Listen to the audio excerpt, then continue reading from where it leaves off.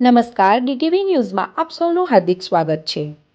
લીંબડી નજીક વાંગીવડ ખાતે ઇકો અને બોલેરો ગાડી વચ્ચે ગમખ્વાર અકસ્માત સર્જાયો. સદનસીબે કોઈ જાનહાનિ નહોતી થઈ.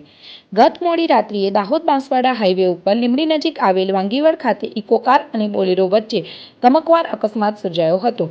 અકસ્માતને પગલે નજીકમાં આવેલ વાંગીવડ પિકઅપ સ્ટેન્ડ તૂટી ગયું તેમજ બંને ગાડીને નુકસાન પહોંચ્યું હતું. સદનસીબે કોઈ જાનહાનિ થવા નથી પામી. ઇકો કારમાં સવાર એક વ્યક્તિને સામાન્ય ઈજાઓ પહોંચતા તાત્કાલિક 108 મારફતે સારવાર અર્થે ખસેડાયો હતો. બનાવને પગલે આસપાસમાંથી લોકો દોડી આવ્યા હતા તેમજ લીંબડી પોલીસે ઘટના સ્થળે પહોંચી કાર્યવાહી હાથ ધરી હતી.